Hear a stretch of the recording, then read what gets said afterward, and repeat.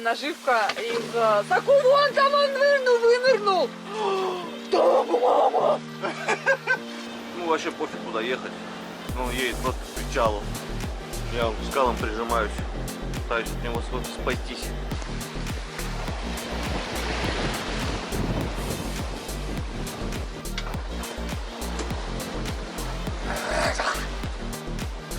Смотри, он так сейчас выскочит. Вот сейчас смотри, хапнет. Вот уже хапнет и ослабнет. Ой, мне опять его жалко. Мы вообще люди-звери. У нас снова моторный переходик. Ветер слабенький, около 5 узлов в морду, и мы моторим. Забиваем батареечки еле-еле. Как ты помнишь, 18-амперный Victron Orion это очень мало. Надо было покупать 30. Поэтому мы медленно заряжаемся. Рыба пока не клюет, но уже удочка стоит в новой удочкодержалке. Испытываем. Орехи живем. Встретили в море рыбака, который тянет за собой сеть. Какой-то трал. И вот боимся. Добавил скорость. Ходим вот стороной, хотя бы полмили надо его обойти. Хрен его знает.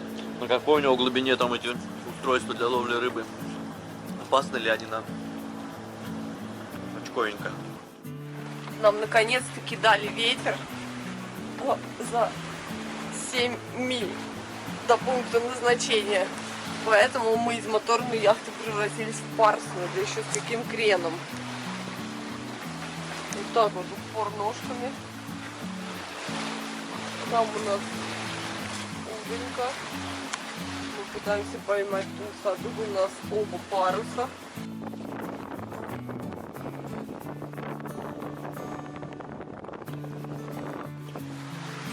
Короче, едем с ветерком.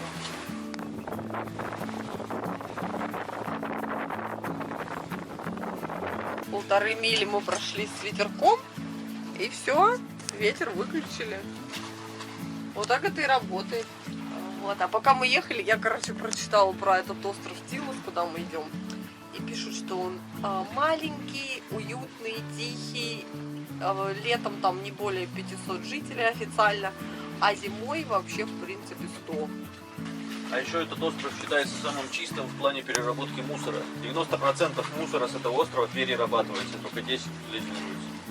Там раздельный сбор мусора, там заводы мусороперерабатывающие какие-то, там сортировка, там отправка. Короче, они очень следят за мусором. Давай парус складывай, уже 5 узлов.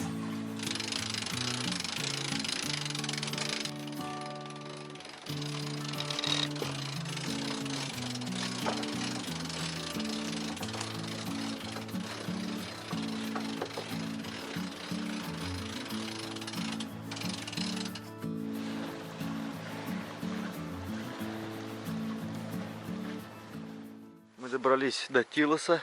Вот такой вот здесь не очень популярный курортик. Вот дно покрыто водорослями, но есть пятна, в которые может нормально зарываться якорек. Мы здесь уже не в первый раз. Здесь, кстати, вот там есть городская стенка. Довольно популярная, смотрю, по яхтам. Но мы туда сегодня не пошли. Завтра будем целиться на Астиполею. Там мы будем уже заряжаться, водичку заправлять. А сегодня вот я приготовился нырять. Сейчас поедим борщица. И нужно еще почистить лодку, потому что скорости наши оставляют желать лучшего. А на закате нам удалось застать довольно редкое для летней Греции явление. Нас окропил дождь.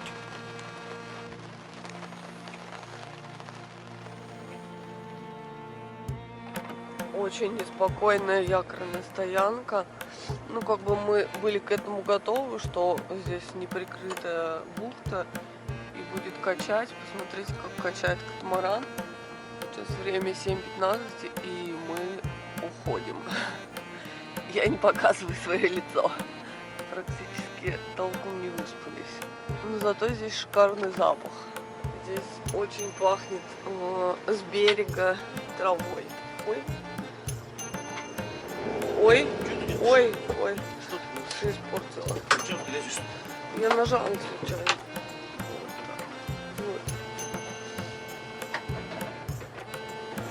Кроме того, что с утра дарил дождь со снегом, кроме того, что с утра сильно раскачало, еще и пахнет плохо. В общем, покидаем в спешке этот маленький городишко. Со стороны Турции за нами продвигается гроза, а со стороны моря, с юга сильный ветер, 30 3 часа дня. Нужно бежать на стебале. Только кажется, что в путешествии ты свободен. Ты можешь проводить там время столько хочешь, здесь время столько, сколько нужно. А вот получается, что нет. Ты привязан к погоде, смотришь, где от каких ветров спрятаться, где спрятаться от гроз, где спрятаться от волны. Ты привязан к выполнению запасов воды и электричества. У нас сейчас на улице даже банально хлеба нет.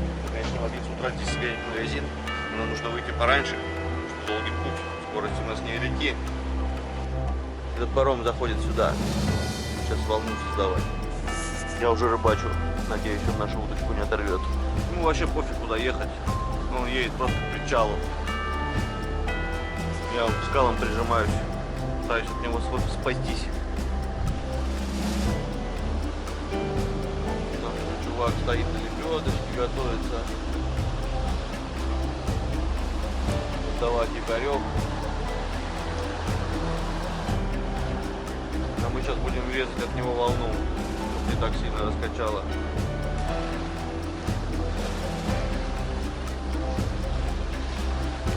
Так что вот 7:40 на Тилосе.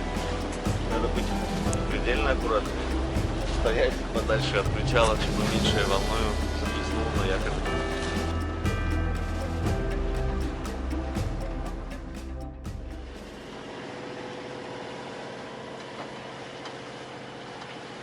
Я завтрак приготовила.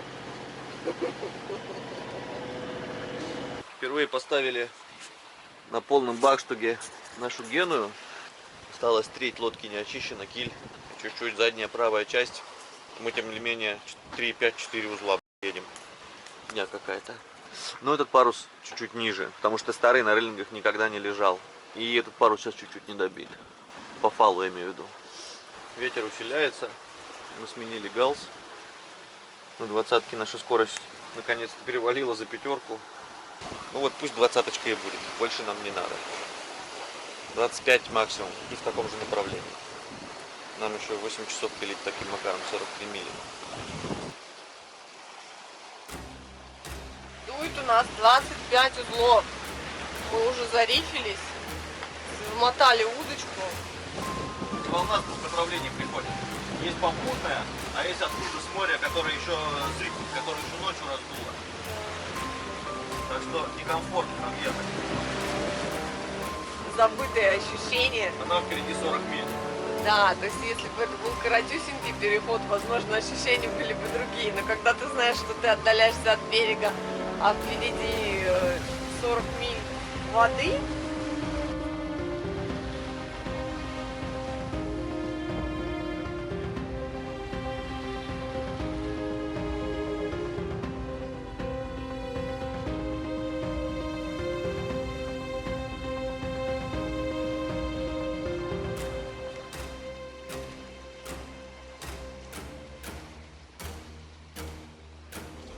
камера, конечно, не передает, но вот отсюда приходит в борт большущая волна, а еще одна волна догоняет с кормы. И получается, что мы как в блендере. Шкотряс. Шкотряс вот такой бла-бла-бла. Ну как бы еще не тошнит, но уже у меня, например, есть позывы тошнотные, но я не могу спуститься вниз, потому что люки задраили по тросам. Вот. И я не могу добраться до аптечки, чтобы таблетки купить. Вот, у КТ на голову эту одел эту штуку, я ей подал, чтобы она блевала в нее, если что. Бумажные пакеты где-то потеряны. Зато вот с Нового года остались эти конусы, колпаки. Это пипи-пипи. Не, укачало меня жутко. Просто ветер стих настолько, что парус не стоит на такой волне. И мы завели мотор. Не знаю, сколько это еще будет продолжаться. По прогнозу будет только усиление, но вот пока так. А без паруса качает все сильнее всегда. Полегчало, нет? Нет. Даже парус не помог. Качка жесткая. Они меня укачивают, зараза.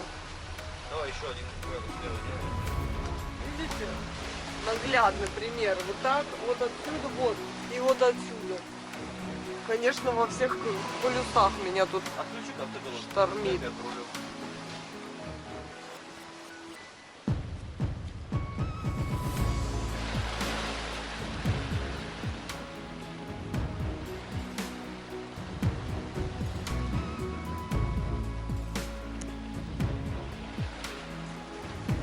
Экипаж оголодал, значит, идет на поправку. А у нас там в холодильнике борщ. Нормально. Короче, мы на подножном корме. Было у нас на порывах уже до 32, и мы взяли риф. Идем зарифленные. Уже слышно, как свистит такелаж. Ветер такой нехилый разгулялся. То есть вот этот остров нас немножко прикрывал. На какой-то промежуток времени дал нам поесть и перекусить хотя бы орехами. Теперь остаток сколько у нас? 27 ровно. 27 миль осталось. Больше никакого укрытия не предвидится.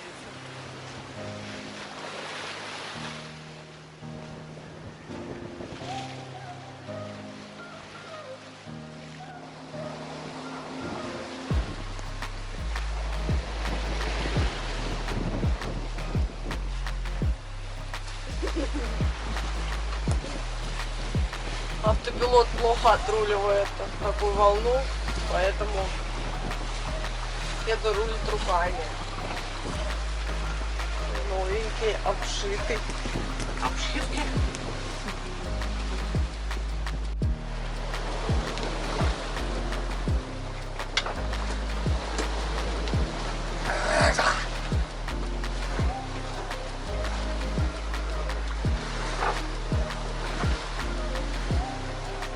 Жопа скользит, но ей твердо.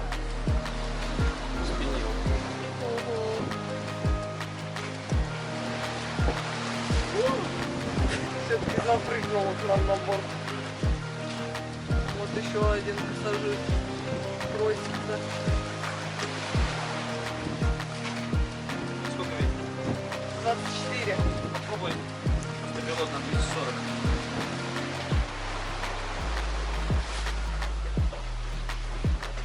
Включай. Терялся.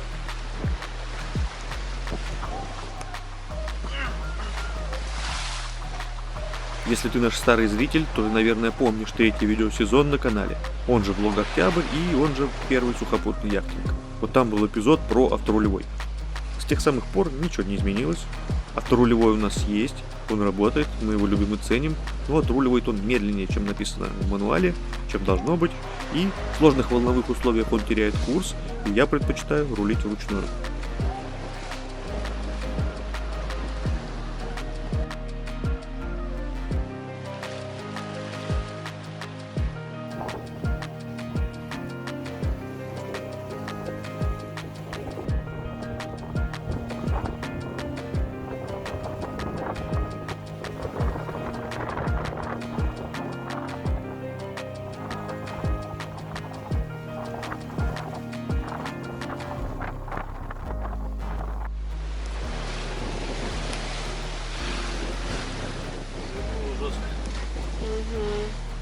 Сейчас, если бы у нас не был центральный кокпит, уже бы все залило.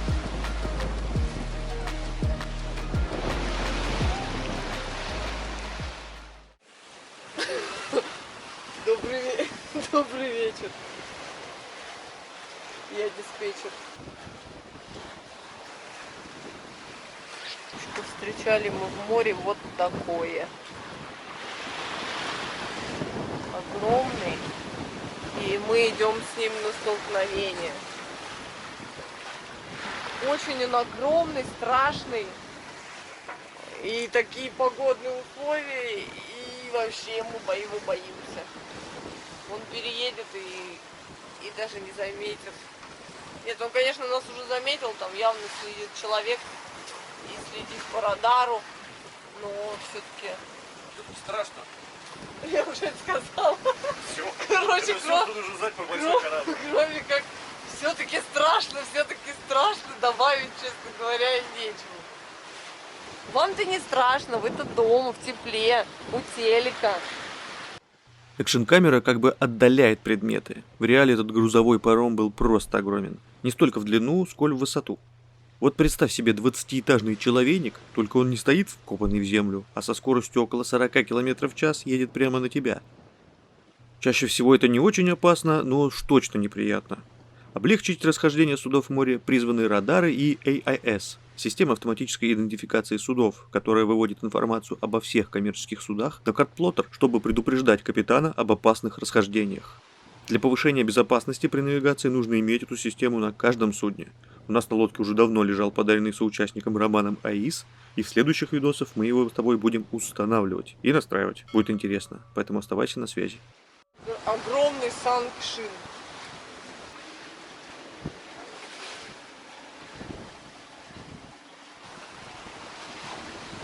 Сегодня прогноз вообще, получается, не обманывает пока что. Нам остается 13,5 миль. Произошло стихание до 20-очки. На порывах там 22-23. Наконец-то можно включить автопилот. Нужно амортизатор тузику приделать. Но это тоже полумеры. Арка нужна, арка. За собой таскать тузик в таких длинных переходах по 55 миль. 30 узлов ветра, это, конечно, жопа.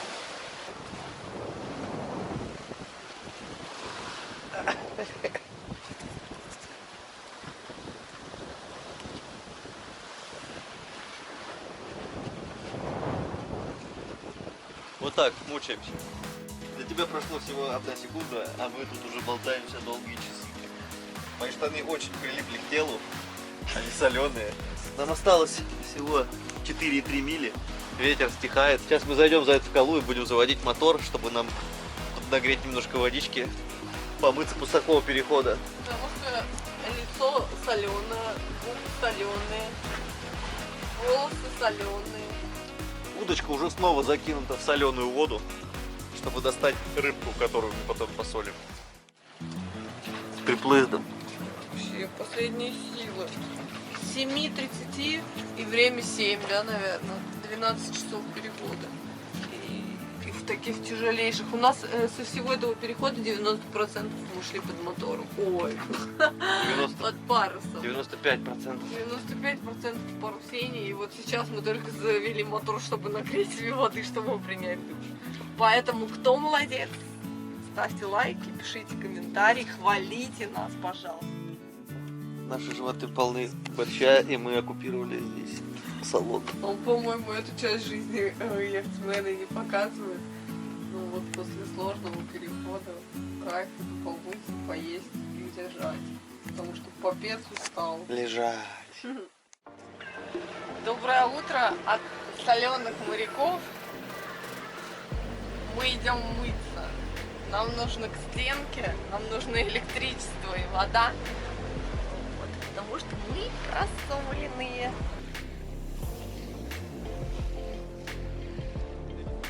Короче, переночевали, набрались сил. И вот теперь идем уже швартоваться к стеночке. Надеемся, что там будут свободные места. Подготовили швартовые. Там есть одно место в уголочке, да, без цепи можно вставать. Мы в прошлый раз там стояли. Самое классное, самое козырное место. Да.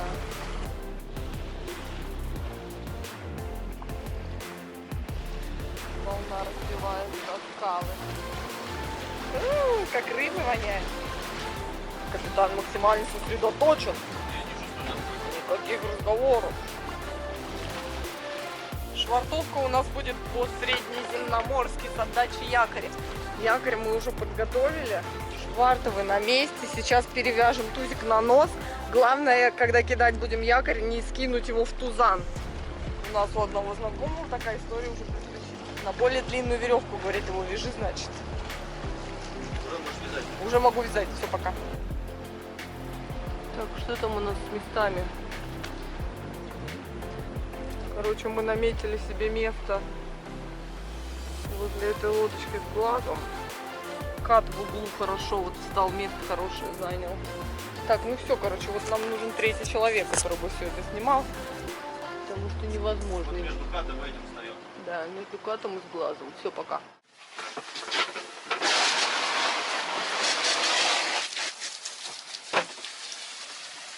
Как вы уже поняли, мы пришвартовались и уже овладели пресной водой. Только еще за нее не заплатили. Повелитель пресной воды. На самом деле очень радостно летом получать пресную воду.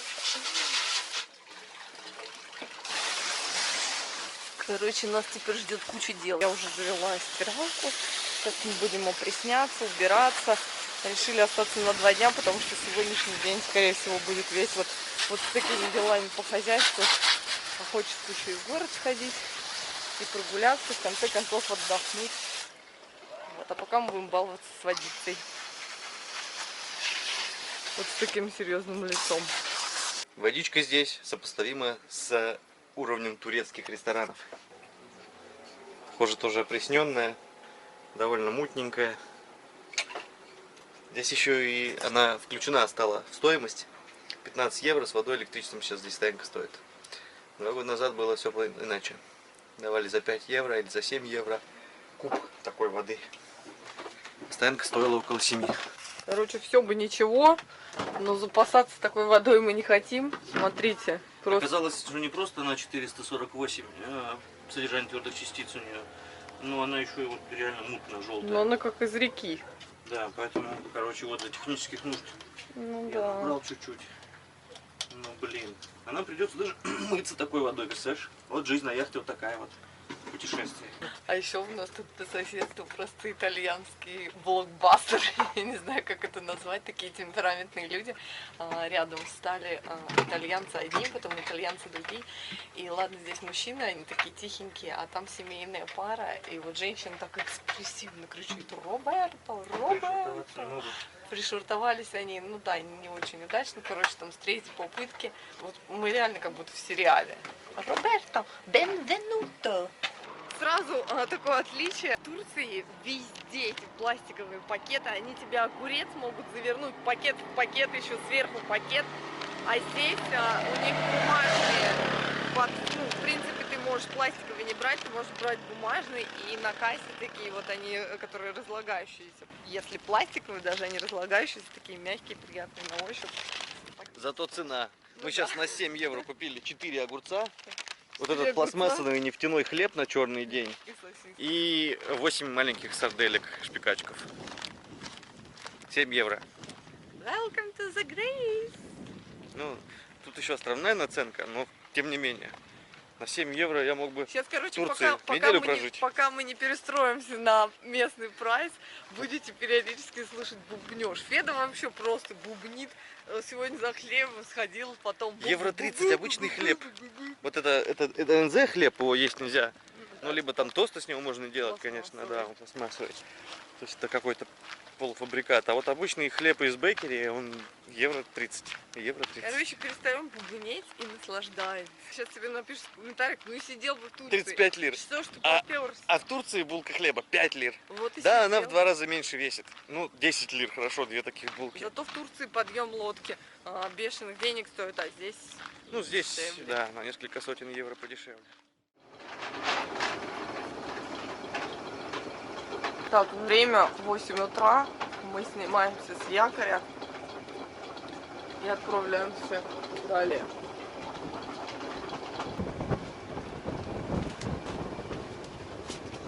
Здрасте. Окупаем каждую копеечку паруса, и вот даже 2,5 мили мы решили пройти по парусу. Короче, нам тут нехило достается. Прилетают гасты с вот этой горы. Сейчас вы выйдете.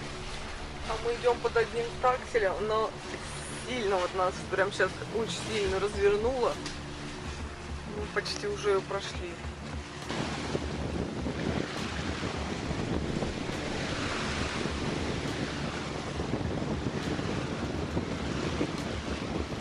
Лодку без парусов аж положила. Там еще хуже будет. А мы не успели зарифиться. Давай рифиться. У нас целый день тут упражнения. То поставил парус, то убрал парус, то завел мотор, то отпустил мотор. Теперь у нас отказал датчик ветра. Который раз. Врет нам, показывает неверную информацию. Нет, это вообще сейчас залип. Сейчас вот одним под одним гротом пошли моторсейлить. Потому что ветер упал до 8. Мы уже в 8 не ездим нифига. Тем более почти, может быть, как назло, батарейки заряжены. Пойду хоть компьютер позаряжаю через инвертор. Ни одна батарейка на компе разряжена. Вот во что превратилось это гадство. Оказались они совершенно не латунные, эти петли, впрочем, как и болты. Я сейчас купил нержавеечные болты, а петли у меня еще такие есть. И я их попробую лаком покрыть и потом все приделать. Так, у нас тут сработала удочка. Как раз мы только собирались. Как раз я там нажарила обед. Так. Я сейчас застрахую себя. 1000 оборотов и грот нас тянут вперед со скоростью где-то 3,5-3,7. Интересно, там кто-то большенький? Давно-давно у нас не было рыбки. У нас ее еще нет.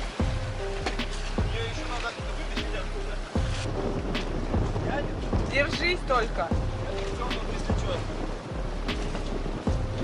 Раздуло как назло. До Видите, как раз, до двадцатки. как назло, блин, вообще не вовремя. Только что было метра 6, потом раздуло 10, я поставил грот для стабилизации. Как всегда, тутчик клюет в неподходящий момент. Так, ну, Ничего страшного. мы потерпим. На готове у нас вот какая штукенция. Это презент от Сергея. Сейчас мы на деле покажем, как мы ей воспользуемся впервые в жизни. Ну как? Ты видишь? О! Блин! О! И он до сих пор бьется. Является, да, сильно.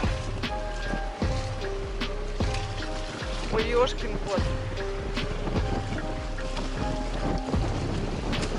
Смотри, он так сейчас выскочит. Он сейчас воды хапнет. Воздух хапнет и ослабнет. Ой, мне опять его жалко. Все, не снимай его.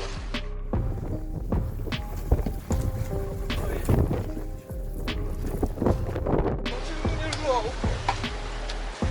Мы вообще люди-звери.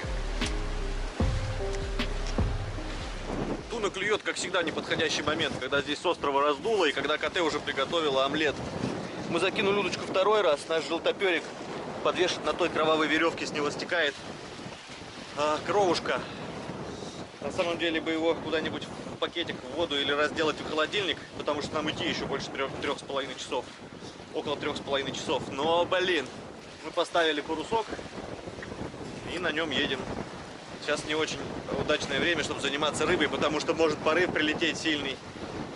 После острова может начаться волна, автопилот может начать терять управление. Мне вообще не дают выйти, орут, агрессию сразу. Да, КТ у нас... Надень жилет, надень повязку. Верно, надень жилет, надень леер. КТ у нас самый ценный кадр, поэтому я не пускаю ее сколько пусть сидит тут. Просто Феда, сейчас сломается. Оторвался? Да. Это было очень эпично. Он произнес речь, сейчас бы тунца побольше. Я сказал, что нам осталось 15 миль, и еще есть шанс на тунца побольше. И тунец побольше сошел. И он, кажется, оторвал. Нет? Не знаю. Наш счастливый, но он был, кто там был, кто-то гигантский. Удочка согнулась. Дело в том, что когда ты потерял наживку и выбираешь леску, вот эта наживка, она почти не дает, эта приманка почти не дает сопротивления воде, поэтому я не понимаю, выбираю пустую леску, либо выбираю с приманкой ее. Ближе к делу будет сейчас ясно. Может, крючок разогнул, может, приманку оторвал, может быть, просто соскочил. Говорю, нам идти 15 миль, у нас есть еще шанс, и удочка в этот момент затрещала. Да. Да. Вот так мы рассчитались за предыдущего тунца. Эта наживка сейчас была потеряна, та, которая принесла нам Троих. уже очень много рыбы. Ну, тунцов троих, да, то есть он ее... 5 рыб на эту наживку было. Он поймано. ее оторвал. Я посмотрю. Ну, считай, наша плата за рыбу. Обалдеть. Там был кто-то очень большой. Крокодил. Короче, это рыбное место. Предлагаю закинуть в подарок Алексея Воробьева. Наживка из... Саку, вон там он вынырнул! Там, мама! Снимай, это дельфины. А, это дельфины, господи! Или тунцы огромные. Я не знаю! Не, дельфины. Но дельфин не мог пойматься. Я думала, это, блин, акула. Не, дельфины умные, дельфин не мог пойматься. При- Я не верю. Предлагаю закинуть. Ты что, дельфинов не поймешь? Я всего боюсь. Много пойму. Давай закидывать, я думаю, сейчас нам подвезет. Давай. Отдельная наживка из сокотры. Да, это Алексей Воробьев задарил такую. Надеемся, она принесет нам удачу. Да. Рыбную удачу. Ну, погнали.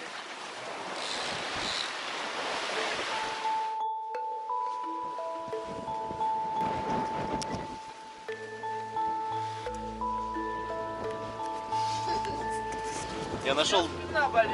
Я нашла минусы кокпита центрального. Простите, я жую.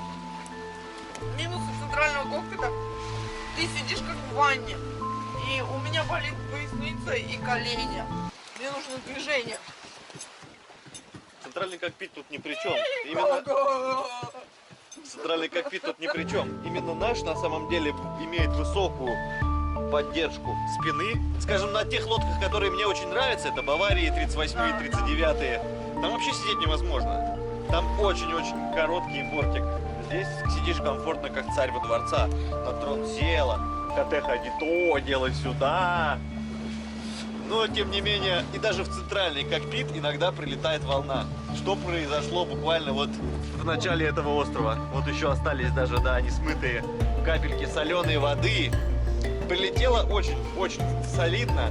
У меня вся бочина была мокрая. И ветер в эту же сторону приходит, куда и вода прилетела. Сразу замерз, пришлось пойти утеплиться вот. Я нашла минусы центрального кокпита. Это здесь, знаете, спинка болит. Постоянно сидишь, нет площади, где побегать. Ты ж только что это говорила. Тут магия монтажа не сработает. Кислое турецкое яблоко. Да, укушу. Надо было больше зеленого. Мне не нравится кислое, мне нравится сладкое. Тут у нас бардак. Ой-ой, отключают пилот. Вот так вот заканчивается парусный день. 6-7 узлов, уже не туда. Ай, заводи, катай мотор.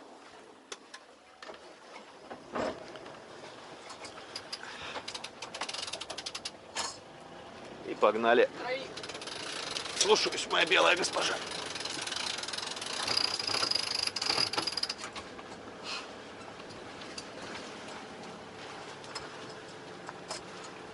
Итак, раз 20 за день.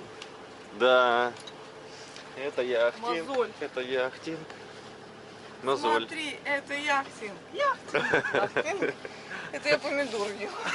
Посмотри, нам осталось 4,3 мили. 4 мили и 2 кабельтовых. Ветер опять включили рабочий. 10-12. Но тут до поворота осталось 2,5 мили. Уж полчаса проедем. И тут я уже буду и удочку убирать. Все, намоторились сегодня. Около 40 миль прошли под парусом. И около 6 под мотором. И вот сейчас еще добьем пятачок. Неплохо так получилось. И птичек поймали, и дизель поэкономили на парусах. Рано еще, конечно, подводить итоги. Переход не закончен, но предварительно все вот нормально. Солнце в глаз. Неудивительно, что на закате мы не поймаем тунца. Потому что я не додумался вертлюжок на эту наживку посадить. В жажде тунца я просто забросил все как есть. И вот что произошло с леской. Ну, я давно ее хотел поменять. Хочу поставить плетеный шнур. Оранжевый, красивый. Мне кажется, он будет более надежный. То леска это рвется. Как ты убедился. Ну, то крокодил, конечно. Крокодила и шнур порвется. Попробуем. А мы тем временем в 2 милях от острова Схинуса, куда мы держим путь. Там мы будем встречаться с Виталием и Инной, которые были у нас в гостях прошлым летом. Они уже купили свою лодочку. Привет. Идем к вам. Остров Схинуса. Очень странный. По карте, если его название читать, получается Чинауса. Эти вот дела такие грязные. Сколько? 9 кг? Нет, 8,9. Это же килограммы. Ну не тонны. Не, это может быть фунты. Фунт стерлинга. Сразу в деньгах. А, это были не килограммы. Да, я прям Тише, шорты. Я прям идеально угадал. 4,5 килограмма. О, такой малыш. Ну, малыш, да. Ух, не разбиться бы. Вот там КТ осталось. А я проник сюда, чтобы показать тебе прикольный такой камень. Вот смотри, вкрапление мрамора как будто бы. Вот прям четко видно. Этот камень постепенно откалывается, шлифуется волнами вот до такого состояния. И вот такой галыш белый красивый получается. Когда он намокнет, он вообще супер круто блестит. Такая вот якорная.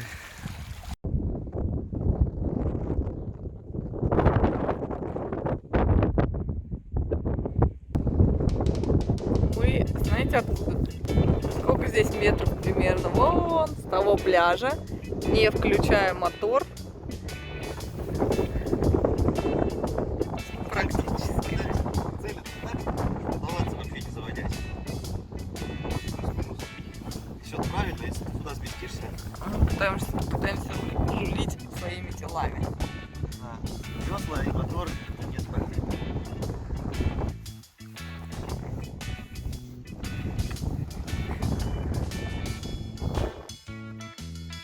Ну что, жопу разворачивать.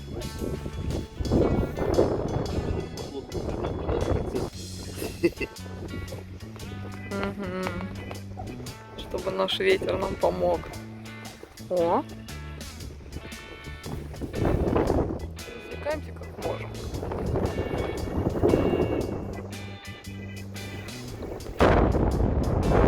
Немножко промазывает. Ну сколько? Минут, наверное, за 7 нас донесло. 5-7. Ветер очень сильный. Да. Мы еще будем так экспериментировать.